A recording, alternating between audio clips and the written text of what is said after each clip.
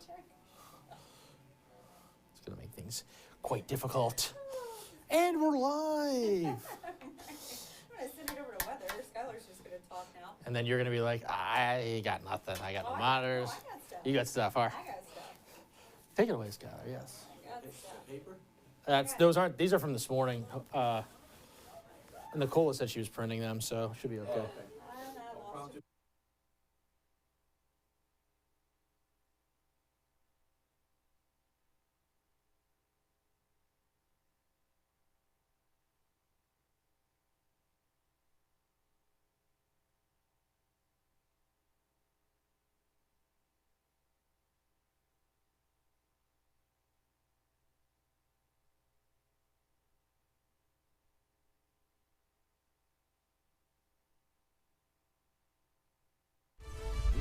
Southern New England's trusted news source, ABC6 News at Noon. And good afternoon to you. Thanks so much for joining us today for ABC6 News at Noon. I'm Casey Kantz. Let's begin today with the weather. And how about a live look outside on really what's a beautiful Friday afternoon out there. The sun is shining. It is cool. Meteorologist Skylar Spindler here with us today. You're going to tell us probably to enjoy this while it lasts. I'm guessing I saw what's coming later tonight, Skylar. Good afternoon. Yeah, unfortunately, enjoyed that sunshine, but you can kind of see those clouds parting ways. And that's the next system that's going to start to roll in. So we're going to start to lose that sunshine here shortly. So just definitely take advantage of it while you can. We're looking outside at the Yaku Valley ski area. You know, the sun has been out and they've lost some of their snow, but hopefully this next system that's going to roll in will change that. Currently, we're sitting at 42 degrees outside. Winds are fairly calm, so get used to that too, because this next system is going to bring us some pretty hefty winds over the weekend. It does feel like it's 42, so that's nice because, again, those winds are going to make it feel much colder than what it is. So our weather headlines of what we're looking at, we do have a winter weather advisory that's going to start tonight, and then it's going to go through 7 p.m. on Saturday evening. Then we do have this wintry mix that's going to roll through our area. So the further north you go, the more snow and ice you may see. However, mostly rain and mix down in the Providence area. So definitely use caution on the roadways as that could get slick in the overnight hours. And you know, Monday and Tuesday, we're going to have above average temperatures and see those 50s roll into this forecast. So here's a look at those watches and warnings really quick. Winter storm, this looks like a messy map right now. We have the winter weather advisory mostly for us, and then to the north we have the winter storm warning. Again, these are until 7 p.m. tomorrow night. Temperatures around the area, most of us are sitting in those low to mid 40s. So again, enjoy this because we're going to peak out for the day. But that temperature profile, here's the thing. With this wintry mix coming in, we're much warmer in the upper atmosphere. So we're 53 degrees at 10,000 feet. So that air parcel doesn't really have time to cool that to get us some snow here. So we're still sitting at 32 to 34 degrees at the surface. So this is why we're looking at that wintry mix. But I'm going to have your full forecast and all the details and timing on this storm that's coming in here in just a moment. All right, Skylar, thank you. We'll check back in. New today at noon. Michael Soros sentenced to life in prison this morning. In January, Soros was found guilty in the 2013 murder of a Warwick jogger. He was formally charged with the murder in 2019 by Warwick police after they linked his DNA evidence to the crime. Well, it's been a rocky road, but the troubled Winters Elementary School in Pawtucket has finally reopened. For much of February, the school was closed because of 2 burst pipes at 2 different times. Students have been learning virtually ever since. This was just the latest, though, in a series of problems at the new $50 million school. In addition to the pipe issues, the start of school was delayed in September because of alarm problems and construction wasn't done in time. Well, today, parents speaking to ABC6 about their children finally being back in the classroom. You know, we did the best that we could with virtual learning. That's quite a challenge, having a kindergartner, trying to get them to be, you know, obviously we're not teachers, so we do the best we can to help, and it's been a challenge, but looking forward to getting back to school here. Hopefully winter coming to an end, we don't have any more issues.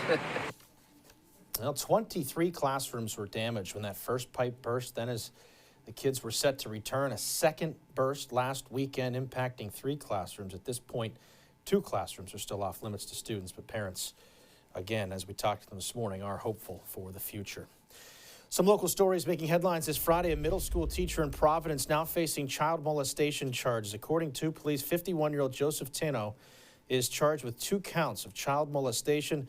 The Providence Public School Department confirms that Tano is a teacher at Hopkins Middle School. The school department also confirmed the teachers accused of improper conduct with 2 students at the school. School officials were first informed of the allegations in December and placed Tenno on leave at that time. Missed donations from this week's snowstorm have resulted in a blood emergency in Rhode Island. That's according to the Rhode Island Blood Center. Nearly 100 patients missed their appointments because of the storm. That's crippling when 250 daily donations are needed to meet demand. The Blood Center has less than a day's supply of type O blood and platelets. You can go to the Blood Center's website if you'd like to schedule an appointment to make a donation.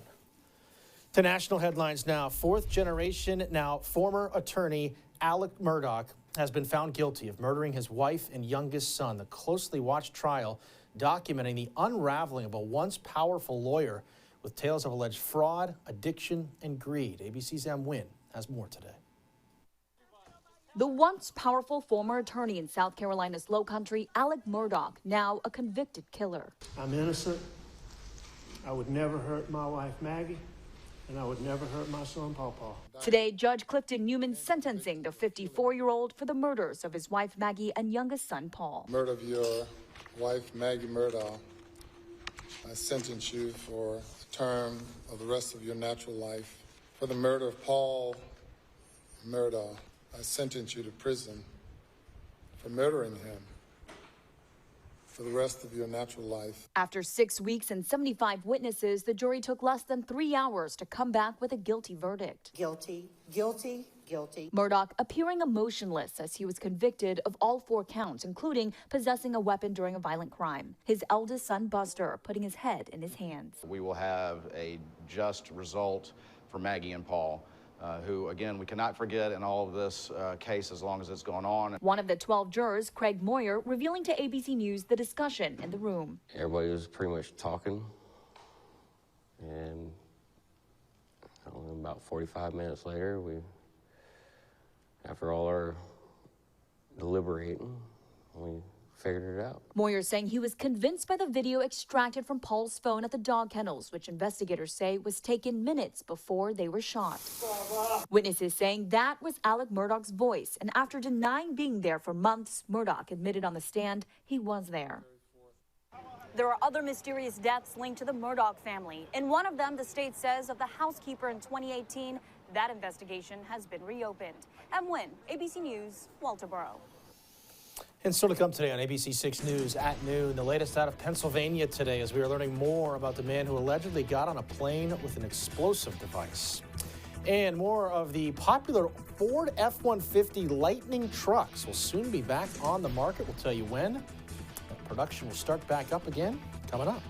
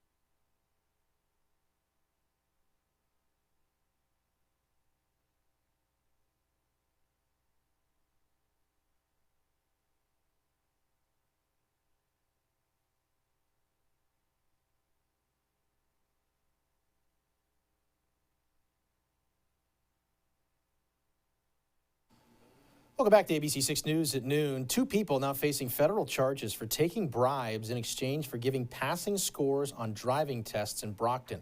Federal prosecutors say former RMV manager Mia Cox Johnson and driving school owner Estavio Samido took bribes to pass drivers on their license and learner's permit tests.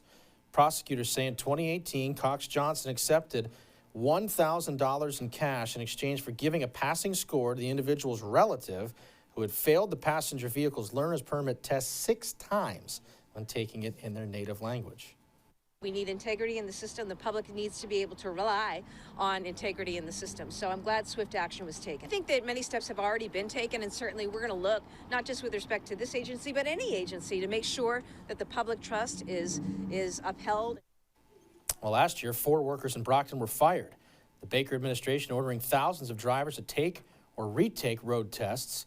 No plea hearings have been scheduled by the court in either case. Continuing now with national headlines and new details today about a Pennsylvania man accused of trying to bring an explosive on an airplane. He's being held without bond, and we're now getting a look at the device discovered in his suitcase. ABC's Lindsay Watts shows us from Washington. Investigators say this is the device TSA found Monday hidden in the lining of Mark Muffley's suitcase. Officials have described it as a circular compound wrapped in a wax-like paper and plastic wrap with 2 fuses attached, one part of the device, the other added. X-rays showing a powder consistent with a commercial-grade firework, also packed in the bag, a can of butane, a lighter, and lithium-ion batteries. Muffley is accused of hiding the explosive in his bag, then checking the bag before his flight to Orlando here at Lehigh Valley International Airport. Prosecutors say this is his suitcase baggage claim tag. In court Thursday, Muffley's attorney argued his client just had a firework in a bag, one that could have never detonated on its own. He suggested Muffley only wanted to set off fireworks on a Florida beach. Prosecutors alleging Muffley created a level of danger that was simply astonishing, saying Muffley's actions Monday seriously jeopardized the lives of airport workers and patrons, and if the explosive had not been intercepted, the flight's passengers and the aircraft. In their motion for his detention, the government outlined Muffley's lengthy criminal history, including harassment, theft, and drug charges. Prosecutors say a pipe found in Muffley's suitcase contained residue suspected to be methamphetamine. Muffley now facing up to 15 years in prison if convicted. Prosecutors also arguing Muffley knew he was breaking the law. They say when he was called to security Monday, he left the airport and then changed his phone number so he couldn't be tracked. Lindsay Watts, ABC News, Washington. And just ahead today on ABC6 News at noon, it's Rhode Island Craft Beer Week. And for the next 9 days, deals galore at some of our top breweries. Digital reporter TJ Albin takes us to one. Plus, one of the top automakers getting rid of hundreds of salaried workers. We'll tell you who and why just ahead.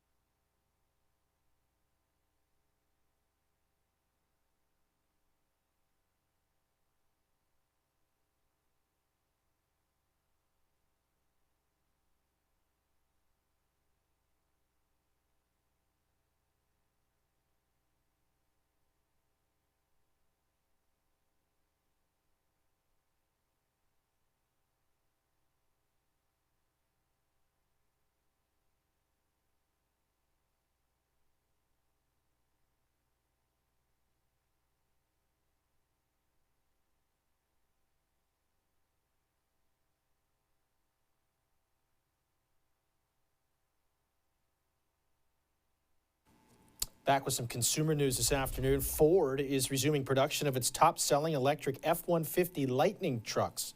The company paused production last month due to battery problems.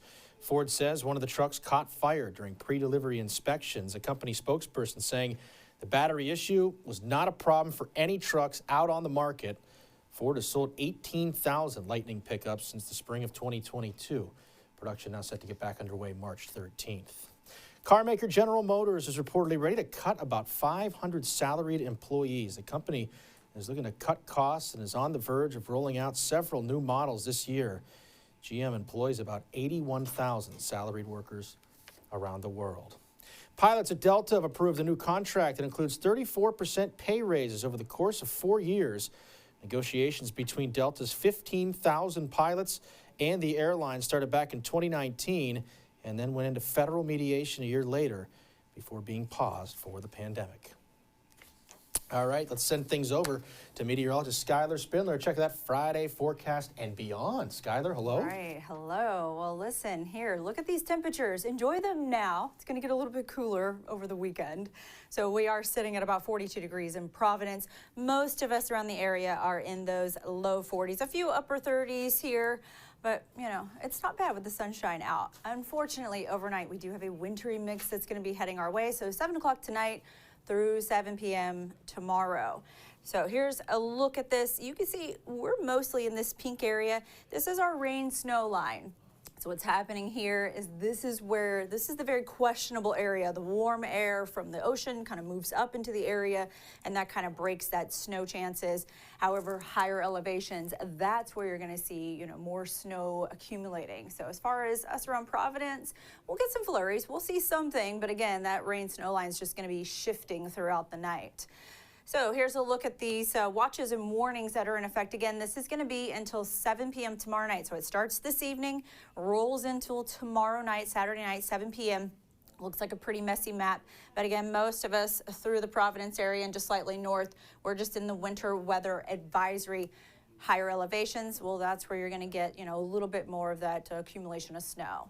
So satellite and radar, we took off the base map here just to kind of show you. We've had some sunshine. We still have that little break in the clouds right now, so enjoy it while you can, because you can see right behind it, look at all of this mess that's really starting to head our way. That's going to get in here after about 5 o'clock today, so you'll be heading home for your commute. Luckily, it should be moving in around the 7 o'clock hour to 9 o'clock. But here's the futurecast at 8 p.m. with the temperature. So you see how warm we are outside. Providence still sitting at 37 degrees as this starts to inch into the area.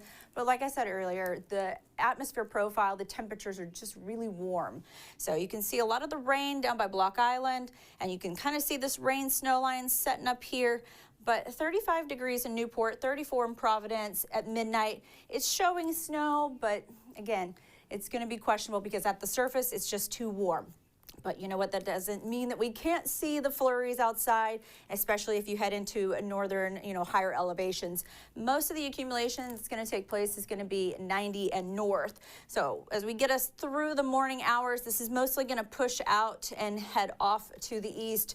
You can see that's just going to leave us Sunday with just some winds and those cooler temperatures as that cold front moves through. But that futurecast winds you can see as this system moves through. We do have calm winds, mostly very light out of the east. However, by about 5 a.m., they start to really pick up. We're looking at 20s and 30-mile-an-hour winds. Getting us through Saturday afternoon, that's when the front moves through. It shifts in from the north. It gets a little bit cooler for the day. And moving into Saturday night, starts to die down slightly. We'll get some better weather come Monday. So let's get you through the hour by hour. We're going to top out today at about 45 degrees at 2 p.m. And for tonight, we're going to get down to 32, so we're right on that line. So again, rain-snow mix tonight.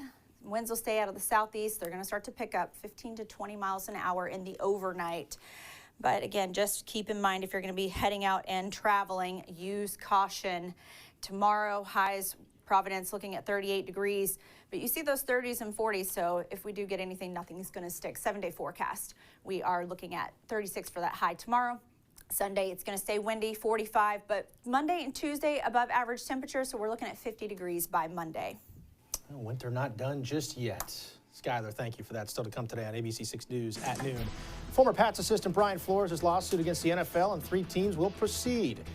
We'll update that case, and An elderly clam with a presidential flair. We'll explain a little later in the show. Stay with us.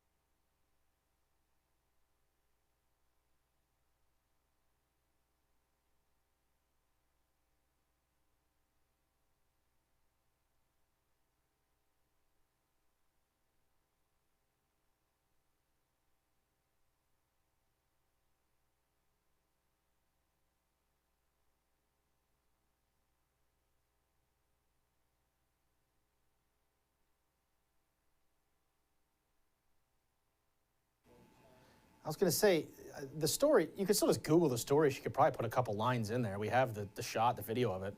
The only reason it's not in is because there's no script for it, but you could write that from the internet. Right? Nicola!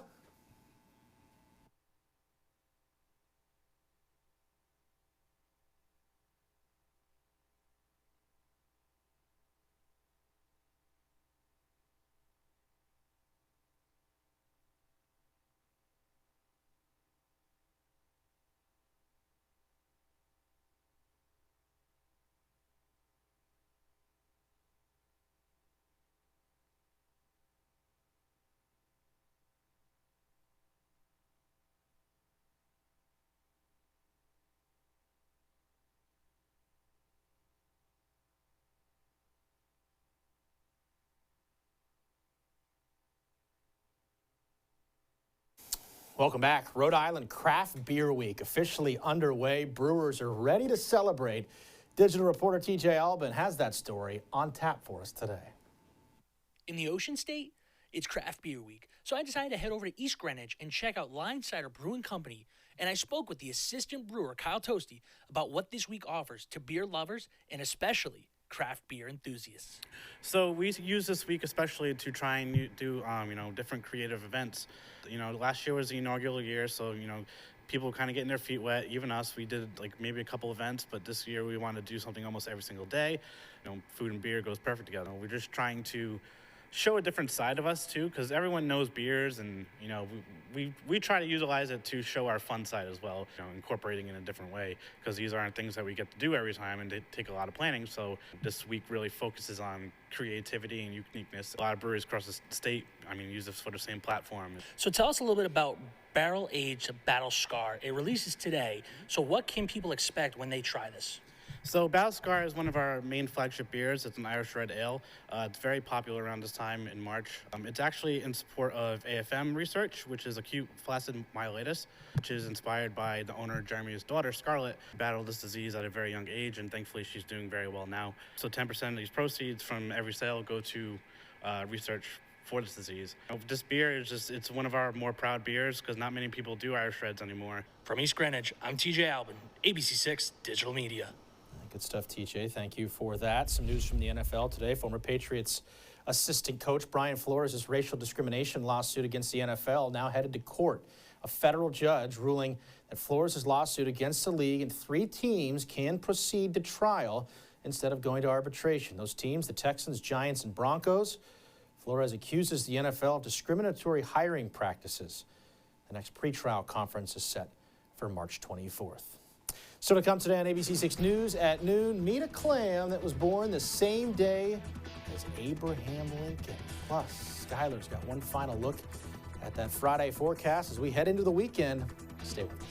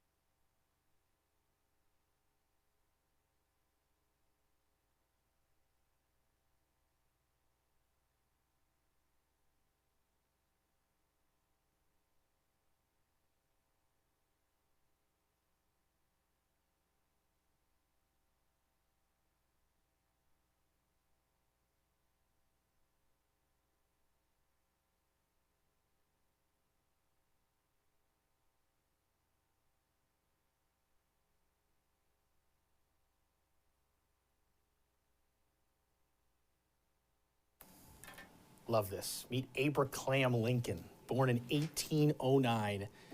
He was found in Florida's Alligator Point last month, weighs 2.6 pounds. Believed here that the clam was born in 1809, the same year as Abe Lincoln, the 16th president himself, hence the name Abraham Lincoln. I love that name, Skylar. That is unbelievable stuff. Skylar, a final check of that forecast on this Friday. Yeah, let's take a look. Tonight, 32 degrees, so we do have that rain-snow mix that's going to be arriving to most of the area by 10 o'clock. Some of you guys will get it a little bit sooner, but those winds are going to start to pick up in the overnight as well, 15 to 20 miles an hour. Tomorrow's highs, mid-upper 30s, some of us pushing 40. So it's nice, but the winds are going to make it feel a little bit cooler. Here's that 7-day forecast. So remember that winter weather advisory is in effect 7 p.m.